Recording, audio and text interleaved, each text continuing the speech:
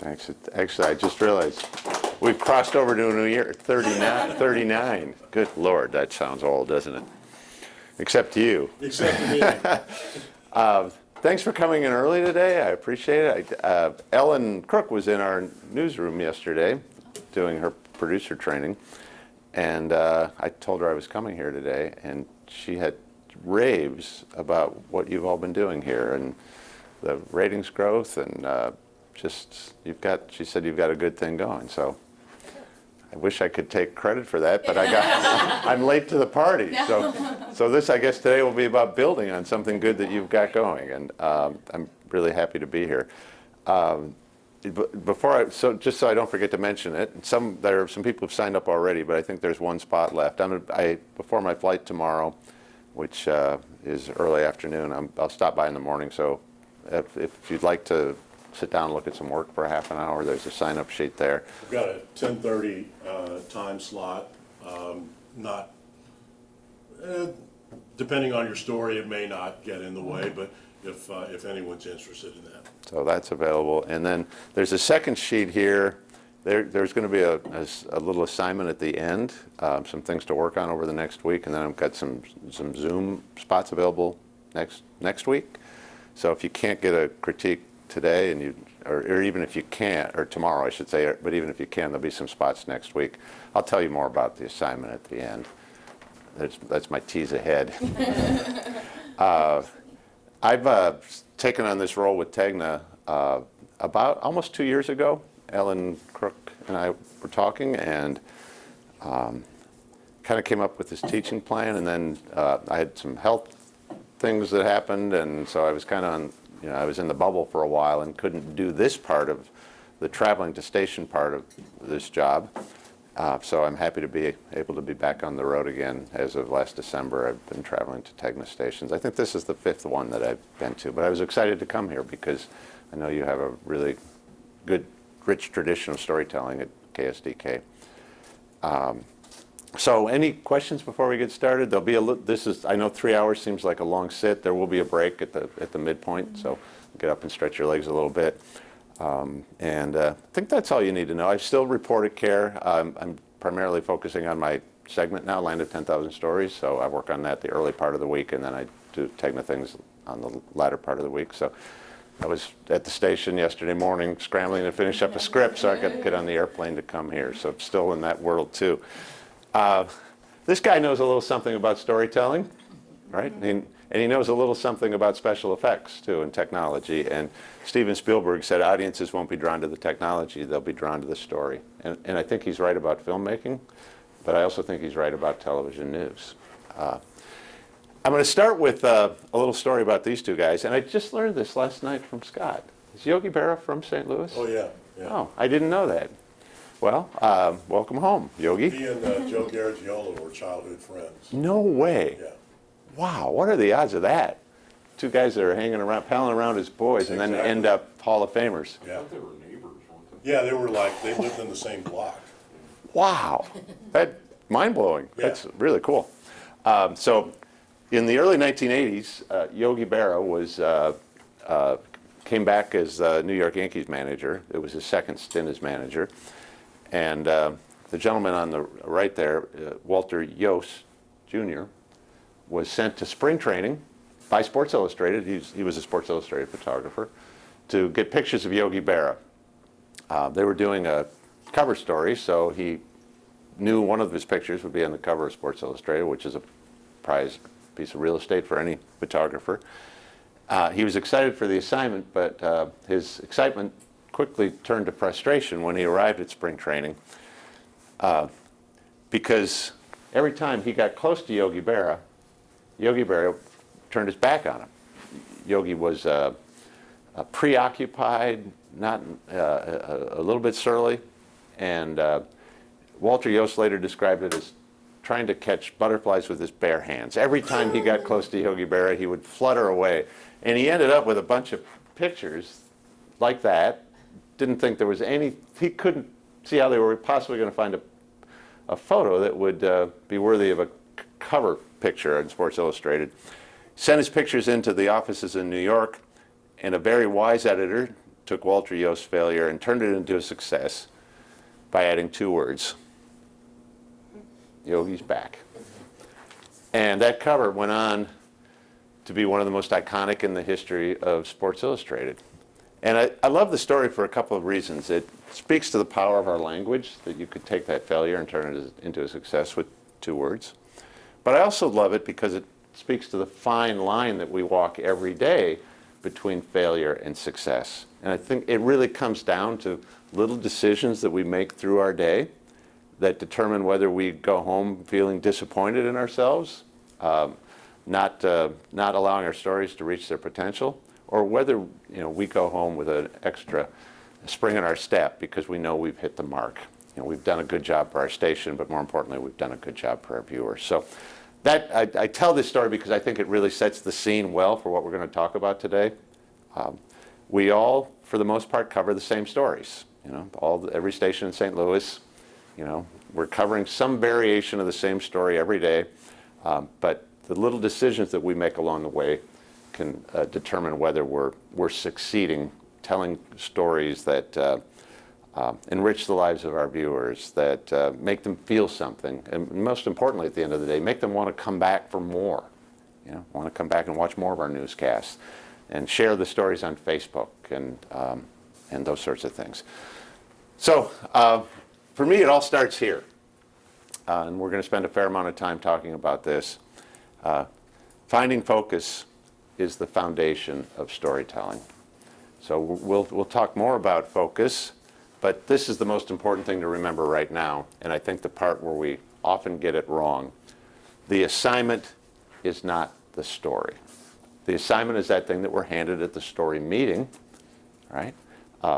It's the viewer tip that we get, the email, the press release. That's the assignment, but that's not the story. So it takes a little bit of work on the front end to get beyond the assignment and find the story, but we're all richly rewarded at the end, including you as the people who are tasked with putting the story together. My job today isn't to come here to make your lives harder as you tell better stories. It's to come here and make your lives easier as you tell better stories, because I think that the two go together. So let's look at an example. This is an assignment. This was an assignment that I received at an afternoon meeting a few years ago. This is a World War II veteran. His name also happens to be Boyd, so I liked him immediately because there are not a lot of us out there. And Boyd is a World War II veteran. He's receiving this medal. It's the French Legion of Honor from this gentleman, who's the French Consul General, who drove up from Chicago to Waite Park, Minnesota, town about an hour and 20 minutes from Minneapolis. Have any of you ever interviewed World War II veterans? Had that privilege? You have. You have interviewed, I know this because I have, World War I veterans. Yeah, when we were getting in our careers, the World War I veterans were kind of where the World War II veterans are now, diminishing in numbers. Something I bet you've noticed about World War II veterans, they are extremely humble. They will say things like, I didn't do anything special, I didn't do anything anybody else wasn't doing. And that's true of Boyd, too. He was a very humble man, and he was in his late 90s when he received this award. His memory was failing a little bit. So I didn't know that Boyd was going to be the best teller of his own story. But we still need to ask this question, what's the story? And if Boyd can't tell us what the story is, and if he can't help us figure out the focus, we're in luck. Because Boyd doesn't think he did anything special. Right? But there's a whole room full of people who are going to be at this event, and they think that he did something special. They think he's a hero. So we're going to have some help finding someone who can help us tell our story, finding someone who can help us find our focus. The search begins when we acknowledge that we need a focus, right? It's a discussion I had. Chad Nelson was the photographer I was working with on this day. We were both on the night side shift working for the 10 o'clock newscast. Got the assignment at the 2 o'clock meeting.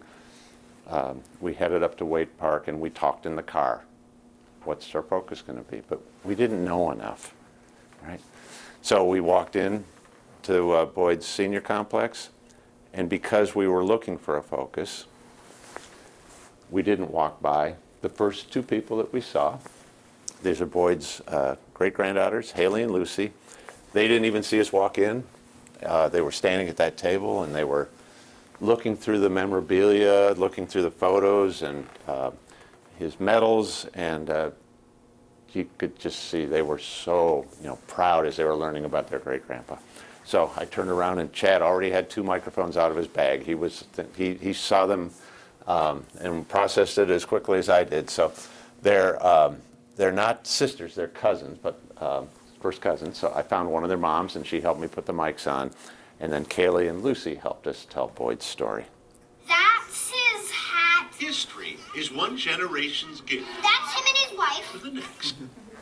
He's brave. 6-year-old Lucy Lester Podvin and her 9-year-old cousin, Kaylee Eitenau, He's kind.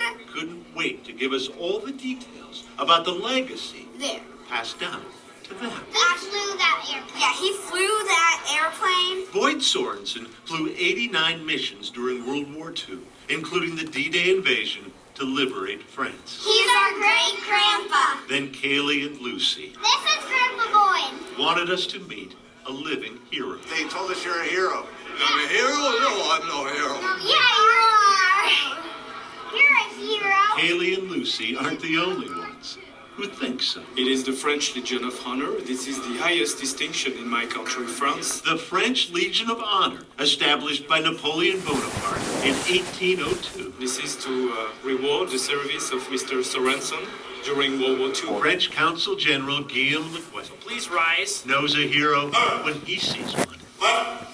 Proud member of America's greatest generation. Risked everything for his country in doing his duty.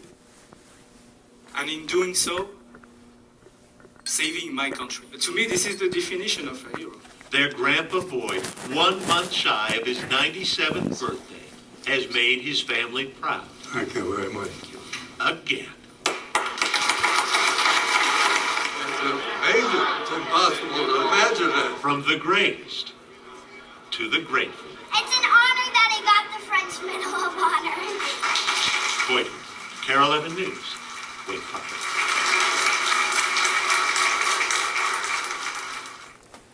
So brought it back. I wrote it in the car on the drive back to the station, logged it quick, wrote it, and edited it, and was on the 10 o'clock news that night. Some travel involved. It was about an hour, 20-minute drive to Wade Park. If I was doing this as an MNJ, probably would have just sat down on one of the tables there and put it together. But because I could ride in the car, that allowed me to be productive in the car. But let's talk a little bit about the process. I mentioned the discovery. If we're not looking for the focus, we walk right by them. And honestly, we do what the other crews did. This was covered by other stations too. And everybody walked in, plugged into I don't know if they had a malt box, I don't remember, set up the microphones on the podium. And then grabbed a donut and a cup of coffee and waited for things to start. But because we were looking for a focus, we found one. So here's how it works for me. Look around the room for everything that you see that's the color pink. Sorry. Like, oh, no one else. And tell me what you see. You tell. We see your jacket, your blazer, Under your pen. the pin, Yeah. this may be considered sneaker, I'm not sure. Yeah. The donut, box. Watch band. I think my pants are purple. I caught your pants though. I think they're kind of purple pink. Yeah. All right. Now look around the room for everything you see that's the color blue, and tell me what you see. Blazer. Yeah, blazer. Couple Your things on pants, the tie. Yeah. posters. Yeah. I guess it's not blue. Yeah. Yeah. I'm picking up like there's a little bit of blue in there. Okay. Now ask yourself this question: when you were looking for pink, where'd all the other colors go? Just where? Yeah, they just disappear, right? Yeah, and then when you were looking for blue, what happened to pink? That disappeared, right? And that's what focus is, right? It clears away all the clutter. When you know what you're looking for, and you start the search for it, once you find it, everything else clears away. And that's why I'm here to make your jobs easier. There were 8 or 9 speakers at this event, but that all became clutter, right? Because we knew who our characters were. Kaylee and Lucy are helping us tell their story. Obviously, we're going to talk to Boyd, and the French Consul General is presenting the award. So those were 7 other speeches I didn't need to log in the car. We listened to them. Yeah, we shot some of it, but I knew I didn't need it because I knew what my focus is. And I knew what sound bites I needed too, and I'll talk more about that as we look at this. So we put the mics on Kaylee and Lucy. My immediate goal was to get them back in that space where they're giggling and proud. So I just tucked behind these spindles in this banister and tried to get them, oh, so who's in the picture there? Tried to get them back into that space where they're interacting with those photos again, rather than, you know, the thing we do sometimes in TV news where we pull people out of the setting that they're in and, you know, take a stick mic and ask them questions like that. I wanted them to still be in this because that's organic and fresh and it feels good. And this is a little bit of an aside, but I think an important one and worth mentioning. We know the power of action and reaction. So when you're sent to cover a fire, you know better than to ruin your story with too many shots of flames, right? Because the better story is behind you. And you turn away from the flames and talk to the people who've come to watch the fire, the people who lived in the house, or the people who worked in the factory that's burning. And it applies there in big ways, but I think it applies here in small ways. This picture is going to be there for 100 years in this book, but that face, you'll only get one time. You know, look how intently she's looking at that picture. So I put reaction up here before action because this is generally more important to me than this, because that's precious and I only get it once. So when we shoot something like this, someone's showing us something, we'll shoot the face first, and then we'll get the picture. And it's really easy to even get her finger pointing again. So where's your great-grandpa again in that photo? Once we put the camera on there. So I think of it in order of shooting, reaction first, then the action. And then we finished up with Kaylee and Lucy in the lobby, and I didn't want to leave them there. Right? They're now our storytelling partners. And that's part of focus, too. That's part of, if I'm looking for pink, I want to keep looking for pink.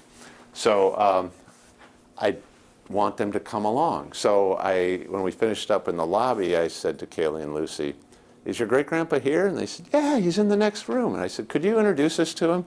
And so they took us in. They said, sure, come on. And see how naturally that plays out then, too? This is him. This is Grandpa Boyd. Right? And then I had my question ready. I said, they tell me you're a hero. And he said just what I knew he would say. No, I'm no hero. And I had my question ready because I knew my focus. I had a pretty good idea that I knew, 100% knew what he was going to say when I asked him that question. No, I'm no hero. And this is the part that I can't anticipate. No one can. And that's why I love to keep things in the moment and not pull people out of the moment. You know, use lavalier mics and not stick mics, and because look what happened here. It's so natural and organic. Yes, you are. You're a hero, and then they pat him on the shoulder to reassure their great grandpa that he is a hero.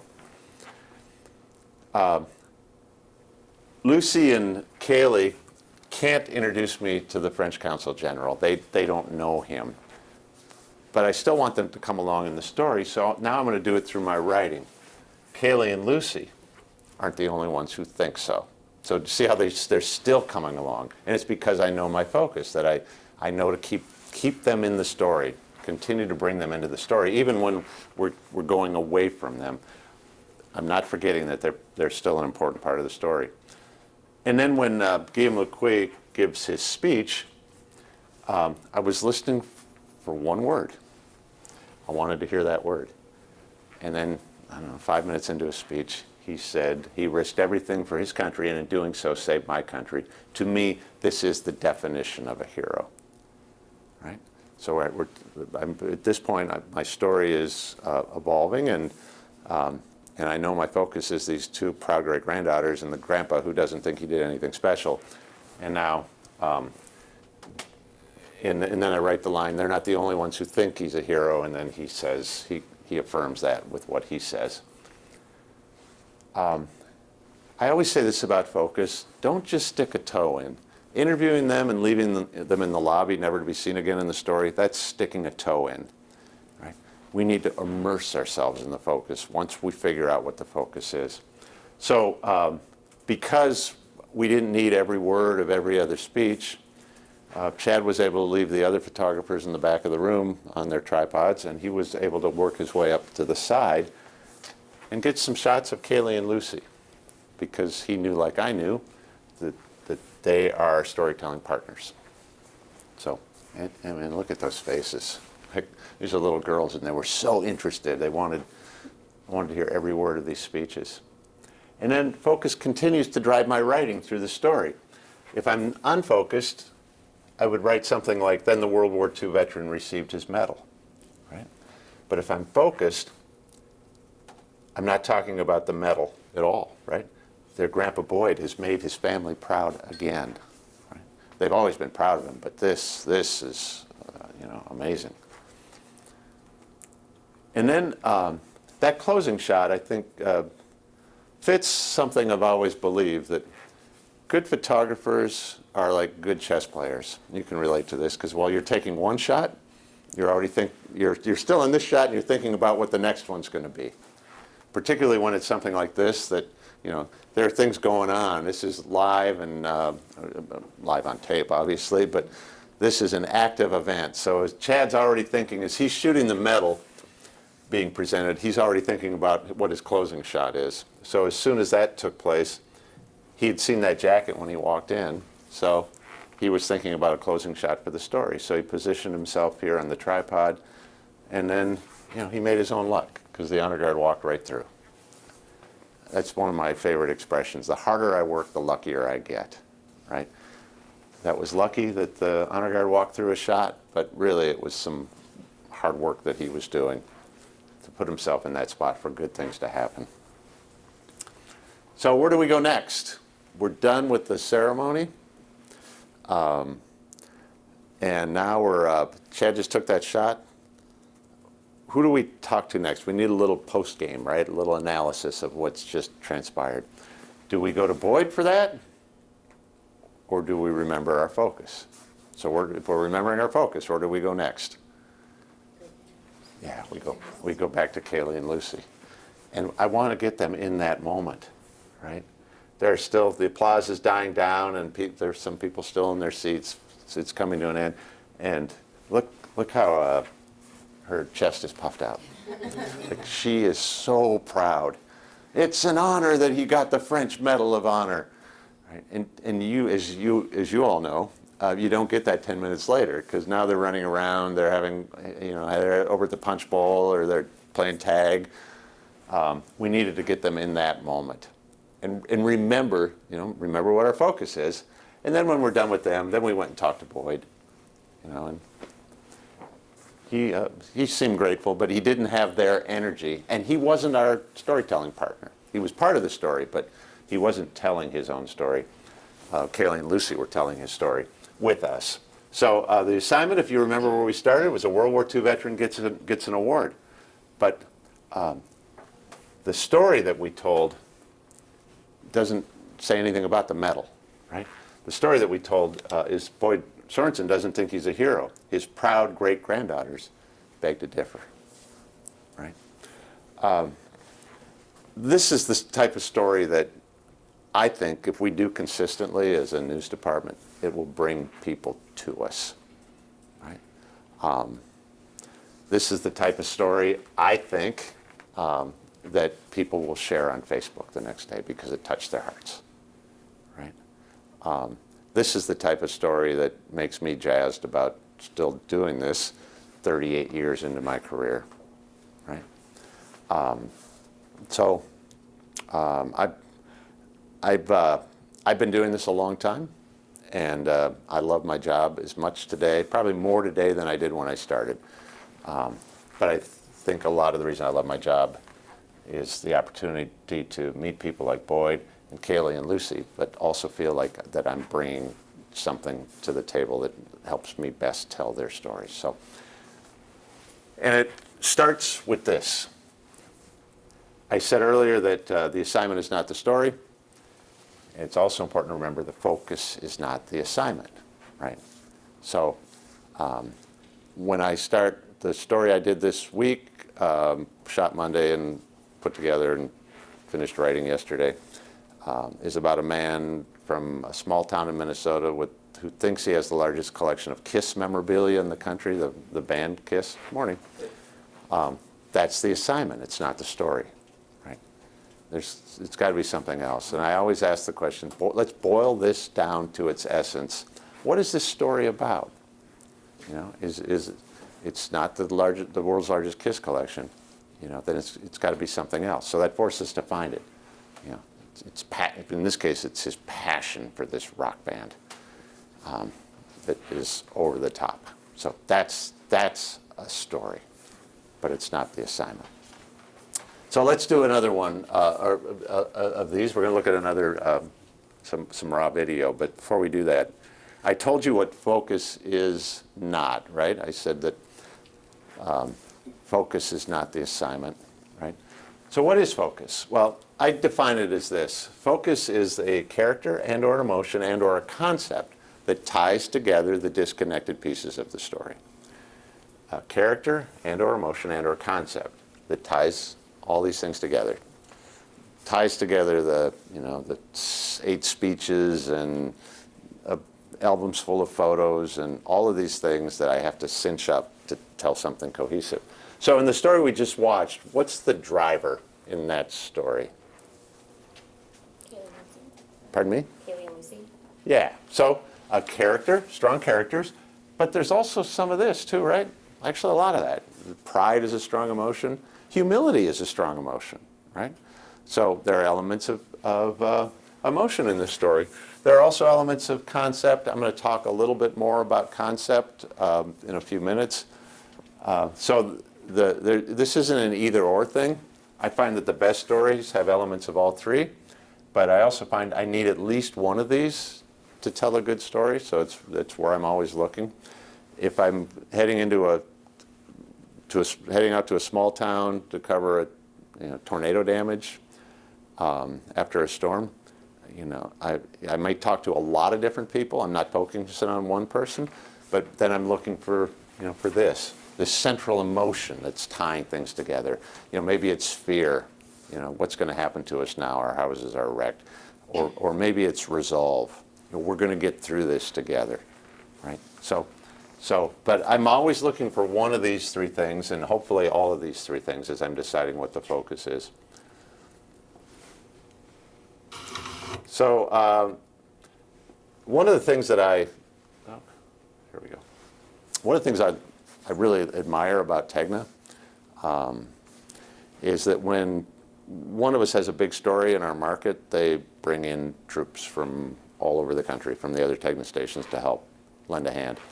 And it's the reason I spent a month with you, Art, in St. Louis during Ferguson. And I spent a week in Houston after Hurricane Harvey. And I don't know if any of you were in Minneapolis during George Floyd, but we had a lot of help from outside stations, from other Tegna stations, as we covered both the murder of George Floyd and then the trial a few months later. We had help from other Tegna stations. But this was in the aftermath of Hurricane Harvey. And on this particular morning, I was leaving the hotel. I think it was the second or third day that we were there. And got a call from the assistant news director at KHOU, and he said, "Here, I've got something for you to check out." We got a tip that there was, while the hurricane was at its strongest, there was a couple from a nearby community at the hospital giving birth to twins, and their house is damaged, and there was a GoFundMe, which is how they found out about it. And he said, "Do you want to check this out?" So this is the husband, Murray Poloski, and I had a phone number for the woman who set up the GoFundMe page, and she was a college roommate of Murray's wife, Nicole. So she got me Nicole's number, and they were staying with relatives back from the hospital with the babies. And Nicole said, yeah, it'd be fine if you want to come out. We'd be happy to talk to you, but could you come this afternoon, because Murray just left. He's on his way to he's going to try and get in a boat to get in to get the baby clothes, because all the baby clothes are back at the house. So if you're all reporters, what's the next? Yeah, like you're coming out of your skin right now, right? Like, yeah. Give me a life jacket. Yeah, right, yeah. I want on that boat, right? So I called Murray. She gave me his number. He was on his way there. He was ahead of us, but he had to stop. He was going to stop at Home Depot to pick up some garbage bags so he could put the baby clothes in the garbage bags, which allowed us to get ahead of him. So Murray said, meet me at the elementary school, which is right back there. So we pulled in before he did, actually. Parked, got our gear ready, and he pulled in next to us. I put the microphone on him, I introduced ourselves, and then we walked in the little, I'd say the landing. It's not a landing, it's just a street, that happened to have a little dip. That's where volunteers were there with just small boats, and people were getting in. So we're walking there right now. So we have just met him not more than 2 minutes earlier. This is the first 60 seconds of video that we shot. Chad and I are trying to figure out what the focus is, because we're going through that same process again. I was also working with Chad Nelson on this story. And I've never covered a hurricane before. I've spent minimal time in Houston, so I don't know the city at all. And like every other day, I'm motivated by fear of failure. And 60 seconds after we started rolling our camera, I was good. Like, I knew that I wouldn't fail because I had figured out the focus. So I'm going to play the first 60 seconds of our raw video and see if you can find a focus in what Murray says and what we heard.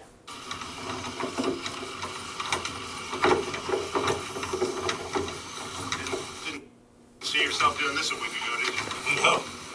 Not, I mean, it's kind of like when we found out we were having twins. That was the absolute last thing I thought the doctor would tell us. So somebody told me a week ago, when we found out we were having twins in the doctor's office, that was the absolute last thing I thought that the doctor was going to say to me is, you're having twins, and it's kind of the same experience. The last thing I thought I'd be doing today. I mean, I expected to be at work, get off, have the next 2 weeks off to be with my new babies and my other two sons, and having a barbecue, watching some football. Like throw some punches, doesn't it? Yeah, curveballs. So.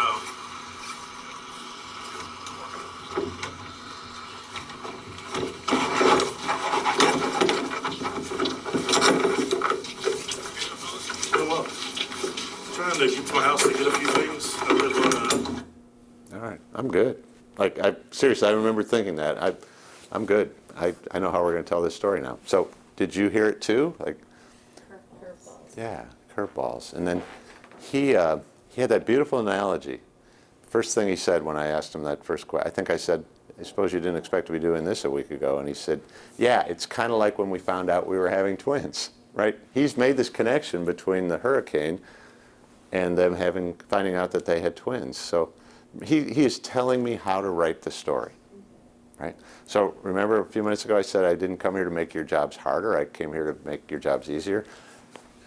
He's you know, when you, I don't know, for me this was earlier in my career, I would come back and I wouldn't know what to write. So I'd sit down and I would stare at my fingertips as if somehow magically beautiful prose was going to come out of my fingernails. Because I didn't know what to write. And so then I would I would default to, well, let's start with a soundbite because I don't know what to write, right? I don't have to worry about that anymore if I do my job, right? If I find a focus. And then if I don't find a focus, well, I don't bring any of those stories to show you. And that happens sometimes, and I know it. And I drive home and I feel bad about it, and I get to start that we get a lot of reps in our job, so we start over the next day and try and do a better job the next day. But if I can find a focus consistently, I can tell good stories. So with Murray's help, we were able to turn this story for the news that night, ran on KHOU and CARE and a bunch of other Tegna stations.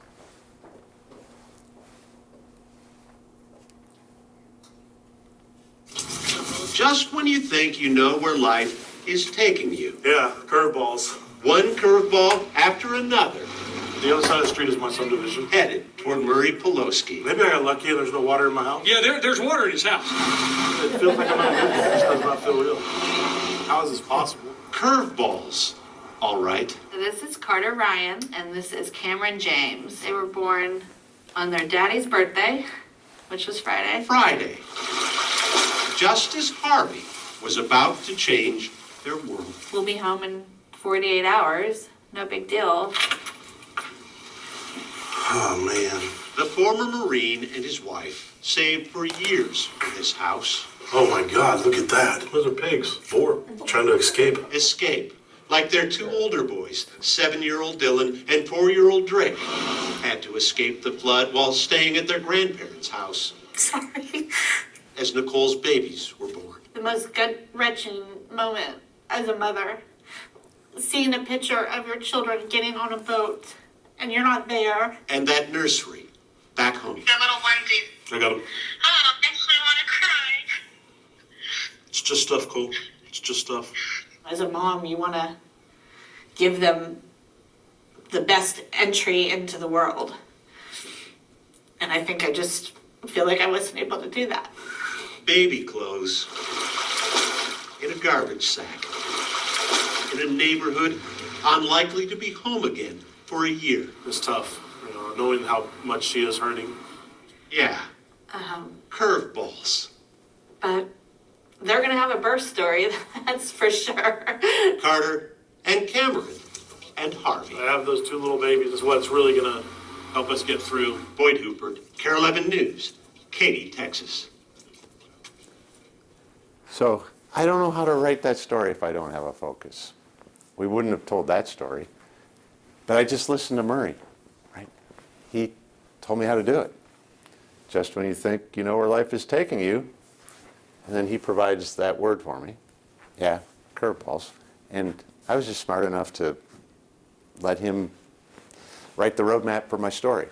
And I can tell you early in my career, I would not have walked backwards with him with the camera. We probably would have carried the camera, put it in the boat, right? Carried the camera in alongside us. But I'm fishing now. I'm trying to find pink, right? Or whatever color it's going to be that day. I'm looking for that color. And once I find it, then all the clutter clears away. So wrote this one in the car too. It was about a 20-minute drive from the hotel that they were, the home where they were staying back to our hotel where we put the story together. And I was logging in the car and a lot of stuff that you didn't see in this story that was just clutter that I cleared away so I could focus on pink or blue. Could I ask a question? Yeah.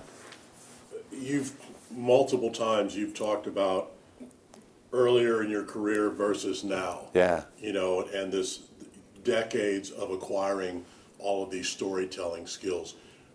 Can you reflect on the process of becoming what you became? Because we all start as beginners and we've all had those moments where you don't know what to write or how to tell the story or how to find the focus. Yeah. So how did I get here? Yeah. By being in those seats. I went to a lot of workshops and I found people whose writing I knew was a lot better than mine. People like Bob Dotson, who you will remember. Some of you won't. He was a gifted writer and storyteller for NBC. John Larson, who I don't know if you know that name, but he was with Dateline NBC. Before that, he was a local reporter in Seattle. So I started looking at their work, and then I'd see they were speaking someplace, and I would buy an airplane ticket and go hear them speak. And I would sit in chairs, and I went to a lot of workshops. I could tell they were doing something that I wasn't, because my stories were not. I won't give myself credit for a lot of things, but I'm a good self-critic. That motivated by fear of failure, that is real for me. And Art and I were talking about this earlier. I think that one of the worst qualities that you can have as a television news person, as a journalist, and it's probably true in any field, is to be content where you are, right? And to think you've got it all figured out, you know? And I fortunately don't have that gene, because I'm all kinds of insecure and feel like I'm still not done. I'm still cooking, right? I'm still a work in progress. So I think if you've got that gene, I think it's a good gene to have. Yeah. Just thinking of the last two stories that you've shown, and I've seen this one before, and I was wondering this too, and I didn't know if this was a day turn or not. Yeah. When you're like, your stories are always, you weave in and out of like nat, track, soundbite, and sometimes they're, you know, it's one after the other. How do you like log? What is your process of doing all that when you have all those things? Are you kind of editing in your head while you're logging? Do you write down time codes? What's your process? Yeah, I do.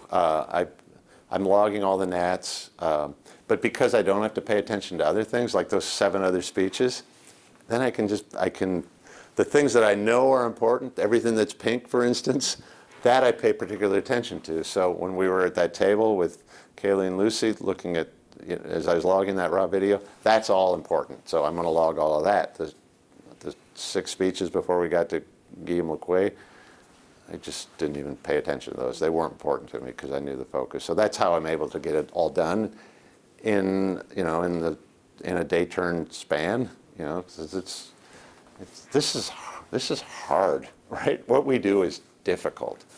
We're asked to get a lot done, and then and be on social media and file a web script and all those things that we need to get done during our day. So anything that I can do to compress time and make the process easier is helpful. And the beautiful thing about this is I can do both. I can be more efficient and tell a better story if I'm focused. So yeah, and we're going to talk a little bit more about writing and scripting in the second half of the session. So so that'll come up again, and hopefully I can better answer your question then. One question I had real quick is, Yeah. how did you know to be at the window looking back at him as he approached to see the surprise of those pigs in his backyard? Oh, I see. Well, you know what? I'm going to talk about that specific thing, because were you here when I talked about action reaction earlier? Sorry, I was late. No, that's okay. It's all right, because I'm going to address it again. So he said the word, and I was just smart enough to go, okay, I'm going to borrow.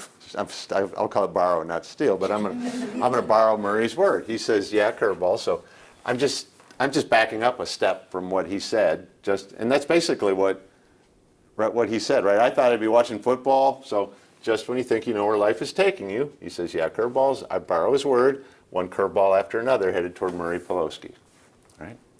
And here's the first one. I hope there's not water in my house. So he said that. We were getting that soundbite, or we got that soundbite with him as he was standing there waiting for the boat. I hope there's not water in my house. So when this guy pulls up with the boat, I go, he's hoping there's not water in his house. And he goes, oh, there's water in his house, right? So we just cut that together. But really, the story, if you think about it, is just a series of curveballs that he's being thrown during this time we spent with him. So we get in the boat. Again, could have rowed in with the camera next to us, but what a great opportunity to shoot video on the way in. So he says, how can this possibly be real? And then I'm going to borrow his word again. Curveballs, all right. And then the next one, right? Not only are they dealing with the hurricane, but we find out for the first time that they just had twins. I'm going to talk a little bit later in the writing part this afternoon about reveals and surprises and who should make the reveals in our stories. Not us, right? So we're going to let Nicole make the reveal. This is Carter, Ryan, and this is Cameron James, right? So she introduces us to the babies. Nicole says, we'll be home in 48 hours. No big deal, right? Curveball. He walks through the house. Oh, man. And he sees the pigs for the first time. Oh, my God, look at that. And this was what you were asking about, right? Like, what was your question then? You or your cameraman knew to be at the window looking at him right when you got that. Because, I mean, part of the thing that sells this little soundbite is that you have his surprise. Yeah. But somebody had to know he was about to be surprised. Actually, Chad didn't. When Chad took this, he didn't know what he was reacting to. But he did know, and we talked about this before you came in, that the reaction just as you just said, is more important than the action. Because pigs were there the entire time we shot the story. They were there when we got there, and they were there when we left. But you only get that look on his face one time. So Chad had that. I can't imagine the strength that it took for Chad not to go like that to see what he was reacting to. But he stayed on Murray until the emotion was out of his face, and then he turned to see what he was reacting to. But you're right. If we just took a shot of these pigs in the backyard without that reaction, and I told you, and in the backyard of his house there was some wild boar that came up because they were chased out of the woods by the water. It doesn't have the same impact as seeing that reaction, right? You said it beautifully. That's what sells it, right? Is that, and then you see it, and then it's like two surprises, right? All right, so Nicole tells us about some video that they saw when they were in the hospital of the other kids being evacuated while they were staying at their grandparents. Another curveball for them. And then Murray went into the baby's room. We weren't with him for about 10 minutes. Nicole's a wedding photographer, and he was looking for her hard drives because she had some weddings on her hard drives that she needed to deliver photos. So that didn't fit our focus. It didn't have anything to do with the babies. So while she was doing that, we went downstairs and we're getting those shots of the damage because we knew we needed some of that. And the guy with the boat was coming back in an hour, so we only had an hour. Chad was shooting damage, but he still had his headphones on, and he heard Murray get Nicole on a FaceTime, like, where are the hard drives? And she told him. He found them pretty quickly after that. But then he walked into the baby's room, and then all of a sudden I was downstairs, and Chad just like took off, and he was up the steps and walked in on this. And he's trying to find the certain clothes that she wanted, and then she gets emotional and breaks down. And then he's consoling her. He didn't expect to be doing that either, consoling his wife. Obviously, that goes in the story, another curveball he's being dealt. And then on the way out, again, we don't put the camera down next to us and take a boat ride, but we use that as an opportunity to talk to Murray about what he's just experienced. Boy, Nicole was pretty emotional, wasn't she? What do you think? What do you think that was? And so, he talks about how tough it is knowing she's hurting. We cut back to her. She's wiping away a tear, and then on a dime, her mood changed. Like she's wiping away a tear and then is laughing. So I use that word again, Murray's word. Yeah, curveballs. But they're going to have a birth story, that's for sure. And then I remember we were in Chad's hotel room, and I tracked everything but the closing line, and I hadn't figured out what that was going to be yet. And then I was thinking, okay, I got to go back to my focus. What's the story about? And Murray had drawn that parallel between the birth of the babies and the hurricane. So it was super simple then. Cameron and Carter and Harvey, right? Link them again. And then he had this nice soundbite when I was logging that I found and put a star next to for some closing sound. Having those two little babies is what's really going to help us get through this. So he, again, is keeping them linked. The birth of babies isn't making it harder to get through the hurricane. It's going to make it easier for them to get through the hurricane. Focus helps you make decisions in the field that you can't make back in the newsroom. So when we got off the boat, Murray went to his pickup, and we went to our rental car, and then we followed him back to the house where they were staying. I'm sure on the entire drive he thought he'd be sitting next to Nicole when we did the interview with Nicole. But why couldn't that happen? Why couldn't he be next to Nicole when we did the interview with Nicole? She was at home, yeah. Right. Yeah, because we knew our story and had a pretty good idea how it was going to play out. While we were driving over, I said to Chad, I think he can't be here, can he? And Chad's like, no, he can't, because there's a wall between them. He's out looking for the baby clothes. She's back at the house with the baby. So he can't be sitting next to her because it breaks that wall down, and then it doesn't work anymore. So that's why I say it's too late to make that decision after the story's shot, and we're back putting it together. Right? We can't undo that. And I think that's something that also should help us understand the importance of focus and knowing not waiting until you get back to make some of these decisions, but to make them in the field. I had a pretty good idea in the field how this story was going to play out. I knew my opening line basically in the field. I didn't know my closing line. I was still figuring that one out, but I had a pretty good idea how this was going to play out. So they could not be together for the interview. I've shown this at enough workshops that this question has come up from time to time, so I just threw a slide in here. He's going through the door, and the next thing you see is now we're in front of him, right? We're behind him, and now we're in front of him. So how did we get that? Did we ask him to go back through the door again and move the camera so we get him to go back through the door? No, and here's why. If you've watched networks are actually the worst offenders. A medical story with a doctor, and the shot of the doctor walking down the hall in his lab coat and his charts, like this. Seen that shot before?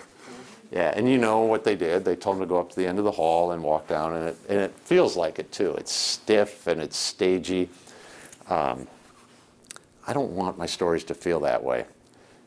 I have some ethical concerns about telling people what to do, but beyond that, all of that organic feeling that we felt in that first story with the girls going up to their grandpa and patting him on the back, all that goes away once we start staging, because Murray isn't Brad Pitt, and I'm not Steven Spielberg, and if I'm trying to make a movie, that's not going to end well. So I don't like to go down that road, so I would not ask him to go back through the door, because now he's waiting for our direction, and the rest of the day is spent me directing Murray and him waiting for his next screen direction. So how did we get that? Any ideas? 2 cameras? No, we only had 1 camera. Did you go in first before him? No, we're right behind him. We followed him in. Chad kept his camera pretty much on Murray as he was looking at the house for reaction. No, he had to take some stuff out to the boat. He made a couple of trips, took the baby clothes out, and the first time he went out, Chad just sat up in the back of the room and waited for him to come back in. So he's just coming back in. Yeah, and just edit it together. Yeah, super simple. There are always ways around things. And if he hadn't done that, it's okay. The story would have still been good without that shot, but that's how that happened. All right, so let's go back to where we started. That was the assignment. That was the call from the assistant news director in the morning was, hey, we got a tip that a couple gave birth to twins during the hurricane. But that's not where we ended up. The story is about life giving Murray and Nicole curveballs, right? That word that I used several times. But their twins are giving them strength, right? And Murray talked about that in that little soundbite at the end. They're going to help us get through this, right? Which is the richer and deeper story. Which is the story that your station is the only one that's going to do. Everybody in Houston was covering Hurricane Harvey. And they were, I'm certain on other stations, they were getting video, people going back in, trying to get in boats and go back in and get their stuff. I'm sure every station in the market was doing that story that day. But nobody did this story, right? And that's where I think we want to be. And I am convinced, and I've seen anecdotal and what's the opposite of anecdotal evidence? Or Documented evidence? Quantifiable evidence that if we do this consistently, it works. And when you hit the sweet spot on a story and you see it getting shared on Facebook, it's because it touched people's hearts, right? So too, like when it works, it works. So that's what this is about today, is trying to get it to work on a more consistent basis by following some processes. Questions about this at all? How much time from your tip to your deadline? I don't know, 8-hour shifts, so walking out of the hotel. So, yeah, I guess, yeah, it was day turn story. But it was so, could this be any easier to write? How many times did I say curveball? I mean, just think about how easy it was to write. That's why I'm not here to make it harder. I don't want you to, and when you're trying some things for the first time, it's always a little bit more of a strain. But man, when you find it, it just drives everything. And I don't know if I don't know my focus, I don't know what to write, and that's hard. If I know my focus, story I wrote yesterday, I knew my focus. So it's not this largest collection of KISS memorabilia in the world, it's the passion of the man who collected, the passion for KISS. That helps me write my opening line. It helps me write my closing line, right? All right, so what's driving this story? Character, emotion, concept? What's the driver here? Character. Yeah, character, but again, strong emotion, right? Murray has this resolve, we're going to get through this. Nicole has this regret. This isn't the way I wanted, this isn't the birth that I wanted for our twins. Those are strong emotions, right? So again, elements of all three, but what's this one? Let's talk about concept. Concept is that thing that we invent as storytellers to help tie together the disconnected pieces of the story. And I find it particularly useful when I'm struggling. I'm not finding perhaps a strong central character, or the story's lacking some emotion. Concept is that thing that concept is a problem solver, right? Because we're going to come up with that. So I'll show you a piece that this is a concept-driven story where we had a problem to solve, which in our business, we have a lot of problems. Like, if you've ever had the perfect day where everything where the path laid down in front of you, congratulations, because I don't have a lot of those days. But I feel like I have the toolbox that helps me get through them, and concept is a powerful tool. So this was a gun debate at the Minnesota State Capitol in the wake of Sandy Hook. There were a slew of legislation. It's interesting. Every time I do a workshop, it's always relevant. This story is always relevant, and and here we are again, shooting this week, right? So there's always a gun debate going on in this country, and this one happened to be after Sandy Hook. There were a number of bills that the Minnesota legislature was looking at when they reconvened, and this one got particularly contentious. We had our political reporter, John Croman, was covering a hearing, but it got bigger than our managers expected. They filled the hearing room, and they filled 2 overflow rooms. And I was working on another story with Jonathan Malott, and we got called and said, could you break off the other story? We want you to go over to the Capitol. This hearing turned out very contentious, a lot of people. John's going to be live at 6, and this was the assignment manager calling me. They'd like you live in the 5, so we can have 2 packages in the early shows. John's got enough on his plate already, and I said, sure. The story I was working on wasn't that great. It was easily dispensable. So Jonathan and I headed to the Capitol.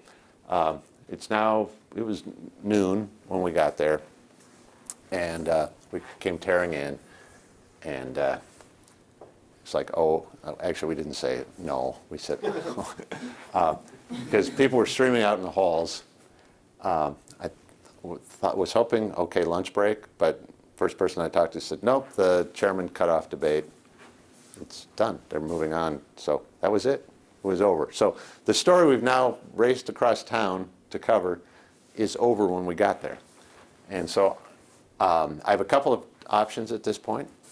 I can call back the assignment editor and tell her what an idiot she was for sending us so late.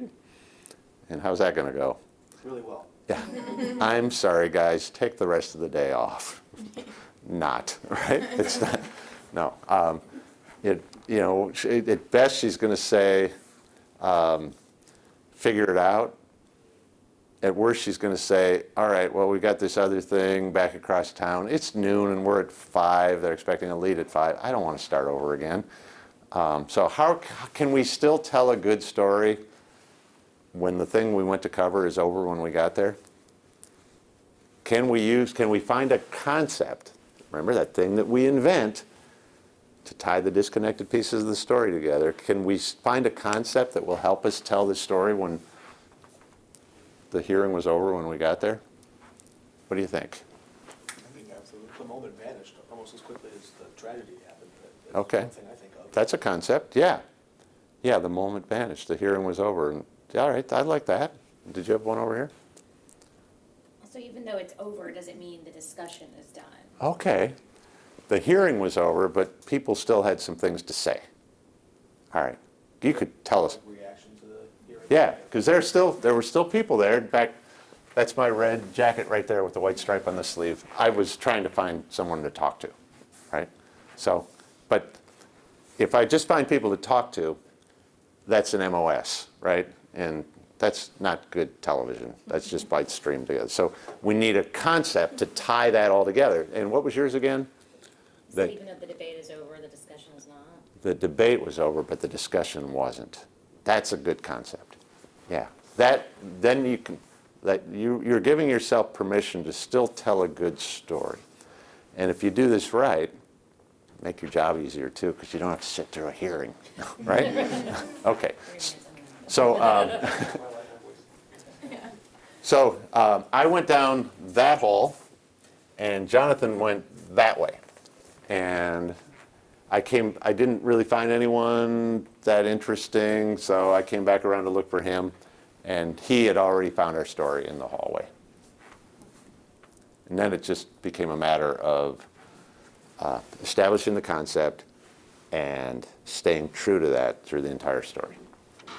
Providing guns to teachers? There's no way. There were 2 debates at the Capitol today. The law's already on the books. The debate inside the hearing rooms and the one in the hall. I, from a law enforcement perspective, disagree with you. The man in the Minneapolis police fleece wouldn't give us his name. Too political, he said, for a cop. There was a security guard in Columbine. He's debating with Donna Ness, a retired middle school teacher from St. Louis Park. Giving us more guns is not going to solve this issue. But if somebody came into your school and, God forbid, started shooting kids in the classroom, what is the first thing that you would do? You would call somebody to get there with a gun and put a stop to it. It's a pretty divided issue. So divided, it brought people together. You don't want background checks, basically. No, You want mentally ill to easily have access to firearms. That's Bill Krause, a self-employed carpenter from Plymouth, and a gun owner. Common sense says that we should have restrictions on a tool that is designed to kill. I don't think there's a compromise. Crop farmer Dan Peterson and iron miner Dennis Gothier met for the first time today, too. No debate between them. I just do not want to lose the right to own my weapon. The gun lobby that ties the legs and the hands of law enforcement. I happen to be law enforcement and I'm a member of the NRA. In the halls of power, the Second Amendment brought out an exercise of the first. Plain and simple.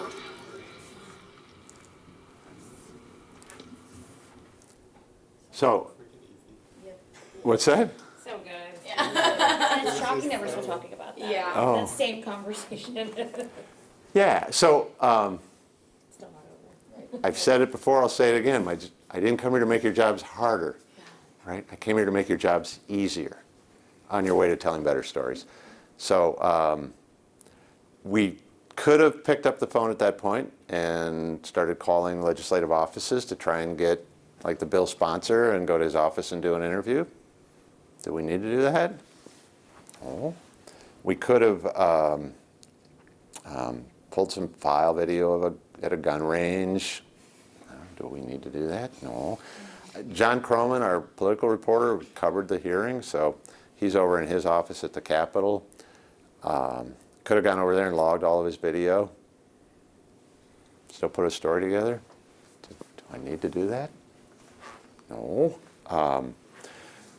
What's the first call that you probably should make after you've done your interviews and the people disperse? Who's the first person you probably want to call? Is the 5 o'clock when does the 5 o'clock producer want to know about this? When she's in the booth? No, right?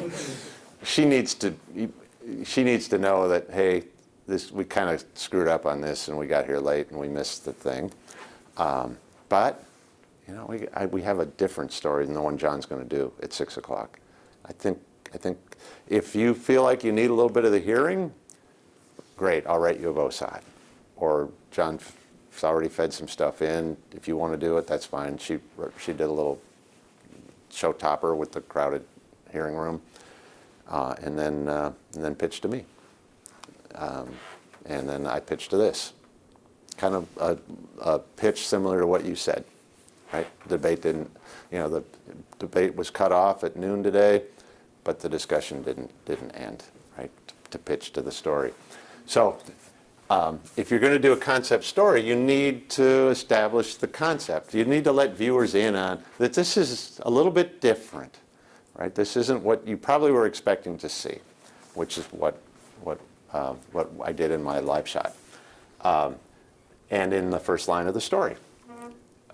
There were two debates at the Capitol today, the one in the hearing room and the one in the hall. And I wrote this while we were still standing in the hall, which is why Jonathan took that shot. Like, I need a shot of the hearing room. I think he went inside and got a shot of the empty hearing room too. We didn't use that one, but we used that little sign, House of Representatives hearing room. And now the concept is established. The focus of the story is established, not just for me to tell me how to write the story, to just look for pink, right? But it's established for the viewers watching the story too. Two debates, the one that took place there and this debate. This is a chicken soup from chicken poop story. And if you're going to tell a chicken soup from chicken poop story, you need the right ingredients. And Jonathan had his camera set up perfectly to tell this story. Because he had the curly cord. Most of our rigs are set up this way because Jonathan was our director of photography for a while before he left CARE. Lives in Denmark now. And so he made sure all the cameras had these curly cords and a breakaway shotgun microphone. Even our little MMJ cameras are set up this way with a shotgun that you can just pull off. You've all shot in those marble hallways in government buildings before, and you know how echoey it is. Even if you're using a lob, how echoey it is. But that sound was really, really good, right? Because he took that microphone off, and he could be very directional. So see that little dot right there? That microphone was right there when he was talking, and then he moved it over there, and he had his headphones on so he could find the sweet spot. If it had been on top of the camera and he took that shot, then the microphone's pointing out there, and then it's really echoey. But he was able to just put that mic right to their mouths. So he had the right ingredients to tell that story. Goes back to that adage I said I liked before, the harder I work, the luckier I get. He had his gear set up the right way to tell this story. So we finished up with this group, with these folks. That argument, ran its course. Kind of looked at each other like, we don't really need to talk to them. They've already said it all. Way more interesting way than pulling them out and doing an interview like with a stick mic. So then and by the way, this is the stuff you don't get when you don't let things happen. Yeah, I mean, look at the look on their faces.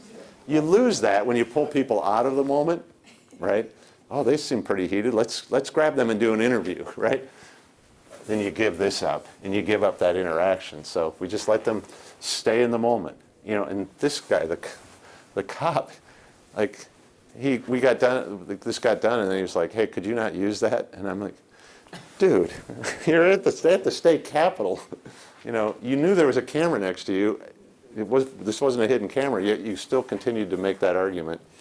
And he said he was going to call the PIO, and I said, be my guest. And I never heard back from the PIO, so I assume the PIO told him, yeah, sorry, you shouldn't have stood there next to a camera and had that discussion if you didn't want to be on TV. Were they already arguing when you found them? Pardon me? Were they already arguing? Yeah, Jonathan walked into it. I went down that hall, he went down that hall, and there they were having that discussion. So he walked in. It was the woman and that guy, and then this guy, the unemployed carpenter. I swear he came over because he saw the camera and saw the heated discussion, and he wanted to be part of it. So he got in there too, and then she stepped aside, and then they kept it going. So Jonathan just stood there and shot it. I came around the corner, and there was Jonathan, and I just kind of stood back and watched it. And when they got done, it was just kind of this moment, do we need to? He said, no, I think we got everything we need. So there were these other two guys. They were standing by. They were kind of watching it. They were leaning on, I think it was like a postal box or something standing there. And they were leaning on that. So we grabbed them, and they kind of become our Greek chorus then. Said, you were watching that, weren't you? Do you think people are ever going to get along? And you heard them talk about that. No, I don't think so. He says pretty divided issue. And then we can't forget that this is a story about the debate in the hall. So Jonathan made sure to get a few other hall shots. After he finished up with that first argument, he quickly got some hall shots. And then I had just wrote a line to bring us back there. So divided, it brought people together, right? So we don't want this to be an MOS piece. This is still a story, so got to remember our focus. And then I remember my focus again when I wrote the closing line. So in the halls of power, the Second Amendment brought out an exercise of the first. Not at the state capitol, the Second Amendment, but in the halls of power, because it's about the debate in the halls, right? I'm looking for pink, so all I see is pink. Does that make sense? Do you see how this kind of works? Clears away the clutter when I'm writing, like, oh yeah, it's about the halls. So what can I write that makes that connection back to the halls again, in the halls of power? I'm trying to imagine a debate being that polite and civic today. Yeah. I don't know that it would be like that anymore. Yeah, it might not. You might be right. Then we had the best day ever. Because we said, what else do we need? And it's like, Jonathan was like, I think we got it all. I called the producer. I told her. She was on board. I'm like, it got kind of heated. I'm sorry we missed the hearing, but I think we've got something. But, you know, when you think about in art as a news manager, like, what better scenario could you have? You have the traditional story in the 6 o'clock newscast, and then you have a completely different story, different reporter. John's story was excellent. He's a phenomenal Capitol reporter, but we had something completely different in the 5. So the producer loved that, and we were at the McDonald's by 1 o'clock, and our live shot wasn't until 5, and we ate lunch twice. It was Shamrock Shake season, my favorite time of year, and I had two Shamrock Shakes. I mean, it was. And can you imagine, like 4 hours with nothing to do but write a 1.5-minute story? Like, you're done, right? And you shot it in about a half an hour. Do you make any announcement for this group that you're going to be recording, or like, how do you approach that? There's no legal. I mean, you're at the most public place in the state of Minnesota. You don't have to ask permission to shoot. You don't have to ask the police officer if he wants to be on camera. I mean, you could not be in a more public space than at the state capitol. So. No, I don't want to stop them. And we're not. This isn't a hidden camera thing where we're tricking someone. This is a big-ass news camera on Jonathan's shoulder, and he's got all this gear on it, and you know, and yeah. So no, we didn't need to ask them. I had a quick question. I love like how natural and this different type of interview style. Do you, when you get to a story, do you just kind of mic them up, let it happen, rather than pulling, let's do the interviews first, and that's kind of, I feel like, a different flow than I do. I always put the mics on. First thing I do. In fact, when my photographers are gearing up, I ask for the mics, and I put them in my pocket. Okay. And I mic people as soon as we get there, because you never know what's going to happen. And like this, in that case, we didn't have time. There was no opportunity to put mics on those people, but then Jonathan was ready. He had that shotgun that he could pull off so we could get good audio. So we went back over to the Capitol to do our live shot at 5 o'clock. I stood there. This picture was not in that season, but I stood right about there to do my live shot. And then this is actually my favorite part of the story. I get a ping in my pocket, and it was a message from Jane Helmke, my news director, and she wrote, "Great job on the gun debate story. Love the way you took it out of the meeting." Like, she had no idea that we had screwed up. To this day, I don't think she knows that we screwed up. She's no longer with the station, but I never told her. I just wrote back, "Thank you, Jane." Right? And Jane didn't give out a lot of compliments. She was a fabulous news director, but if you got one from her, you knew that you earned it. You know, in terms of like, you know, you have good days and bad days. You know, everybody does in their jobs. But much like Walter Yost Jr. must have felt when he took that picture that he thought was a failure, and it ended up on the Sports Illustrated cover. And years later, you know, I know the story because he shared the story with someone in an article that I read. Look at that. That failure of his became one of his most famous cover photos. And I kind of feel it's not at that level with this, but these are small victories that make you feel really good when you're driving home that night. Like, they threw all of this crap at us, and we figured it out, right? With the help of a good focus, we figured it out. So I'll leave you with this, and then we're going to just we'll take a break for about 5 minutes. If you can't find a reason to care, there's not a prayer that your viewers are going to care either. If your story is boring to you, it's boring to everyone who's going to watch it, right? But if you feel like, man, I hit the sweet spot today, there's a pretty good chance you're not going to leave your viewers like this either. So, how are we doing on time? We're doing really good on time. So let's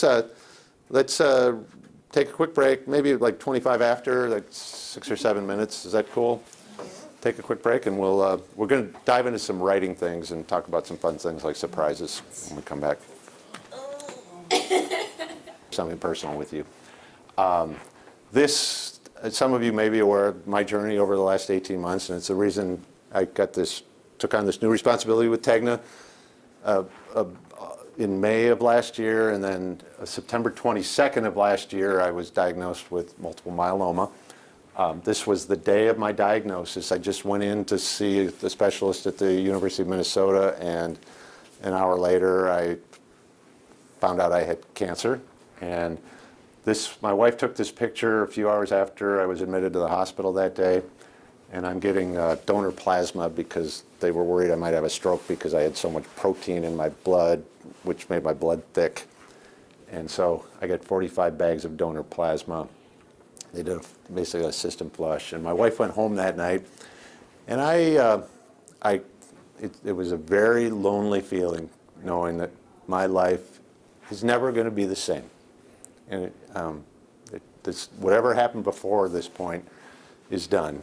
And I had to make some decisions like, am I going to keep working through this? Because I'm 61 now, I was 59 then, but we've been really financially pretty responsible, and we have enough money put away for our retirement. So thought about, do I call it a career and concentrate on my health? Or my wife works for the state of Minnesota. She has great insurance. I'm already on her insurance, so that was an option.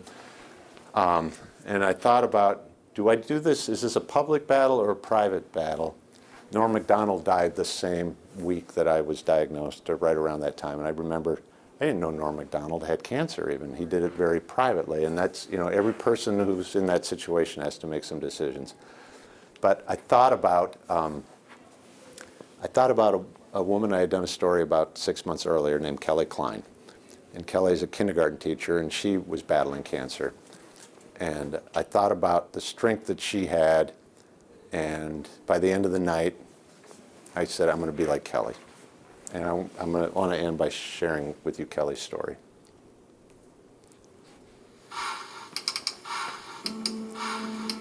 School in a class suit. I have 14 now in the waiting rooms. Teacher in a box. It's on my dad popped on. And 21 kindergartners are where their online experience is also defined Hey, Mrs. Klein. by what's beyond the screen. You're at the doctor's house. Of Kelly Klein. I am at the doctor's house. You're right. The doctor's house is 5-year-old speak for Lakes Medical Center, Wyoming, Minnesota. Hello. Hello. Where this morning the kindergarten class from Falcon Heights Elementary has accompanied their teacher to chemotherapy. Woo, woo. Go, Raina. Go, Raina.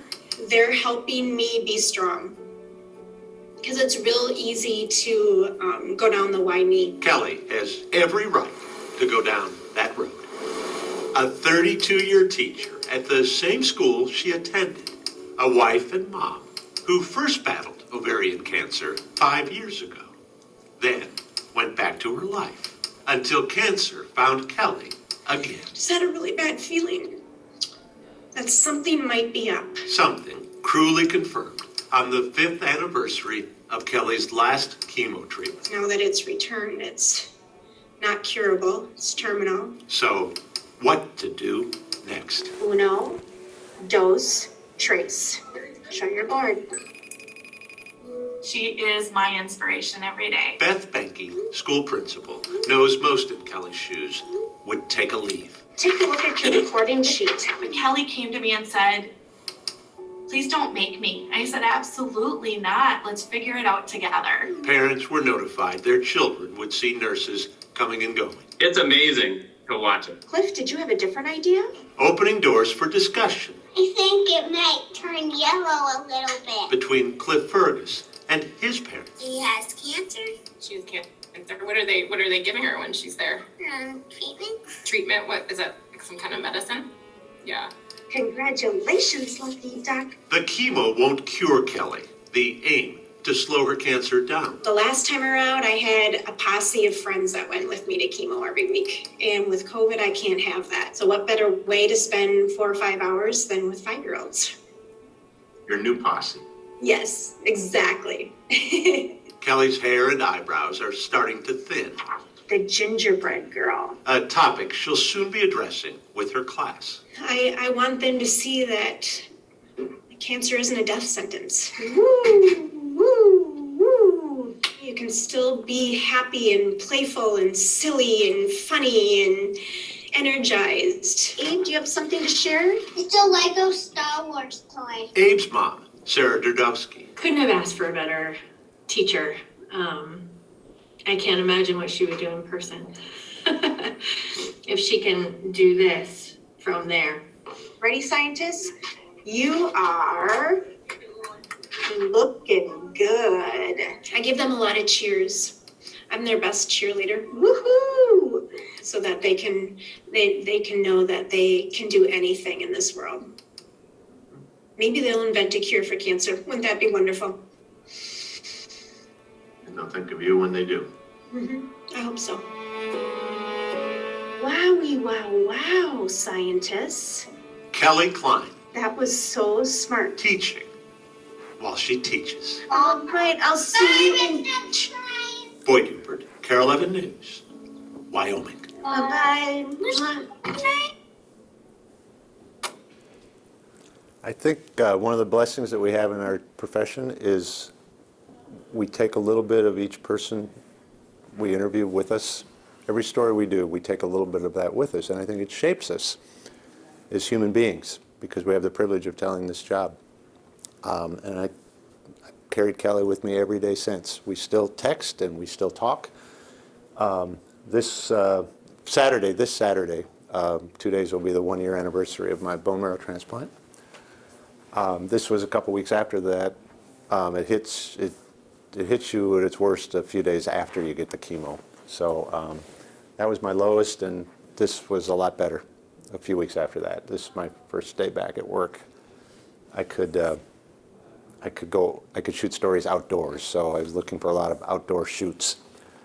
That's Chad. Really good day, and this is an even better day. It was the first day we were able to have people back in our house, so our son and daughter-in-law were able to bring a granddaughter so I could hold her. This is a pretty good day too for me because I get to hang out with all of you. I'm going to, I know everybody needs to go, but I'm going to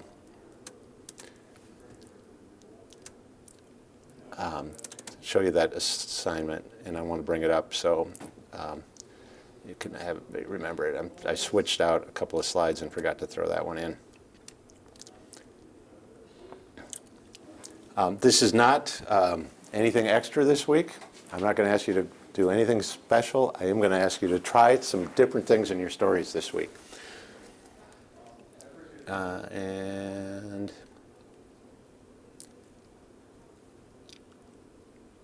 here we go.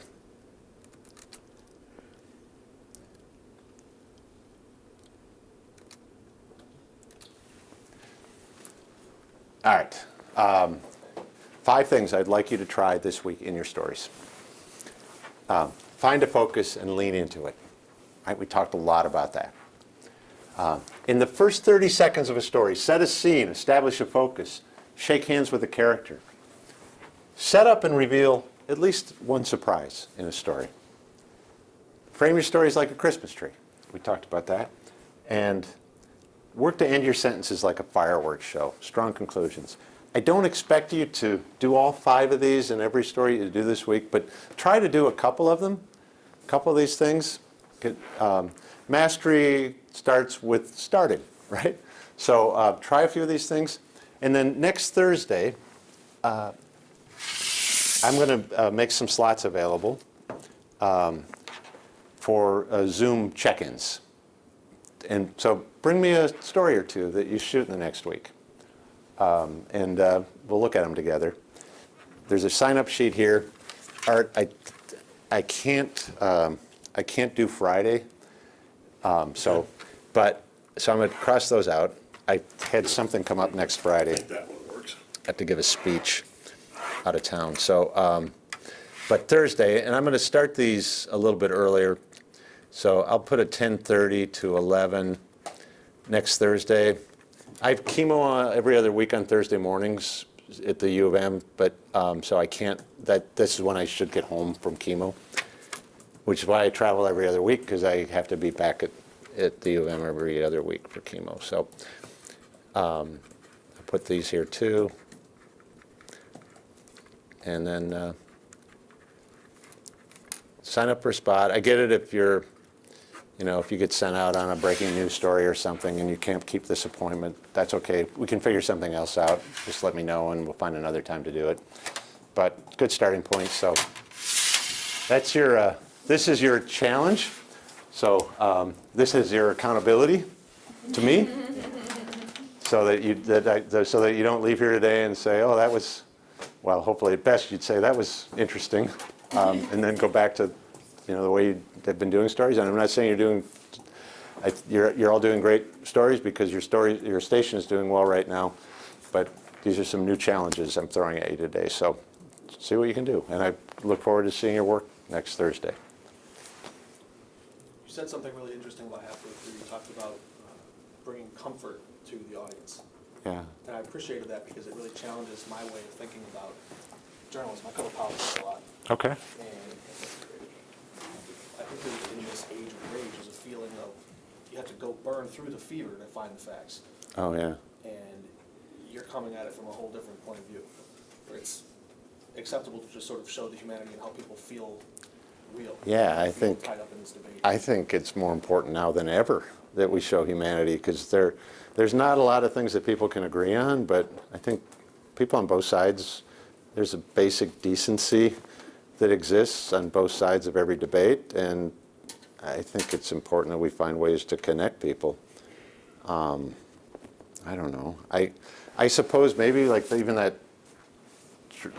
story at George Floyd Square, you could find people who would take issue. Maybe some people think that they're being Pollyannas and they're too hopeful, but there are probably people on the other side of that story too who, or the political spectrum, who would take issue with that. But I think most people, there's just a goodness in what they're trying to do, and there's humanity in that. And I don't know, I think it's, it's important that our newscasts heal too, because we certainly, we get plenty of opportunities to shine light on the division, but maybe there's some commonality, some humanity that we can find, and I think that we serve that role too. I don't think we're, there's enough cynicism in the world that we don't have to contribute to it. Yeah. Just want to remind our Dayside reporters that the editorial meeting's underway, so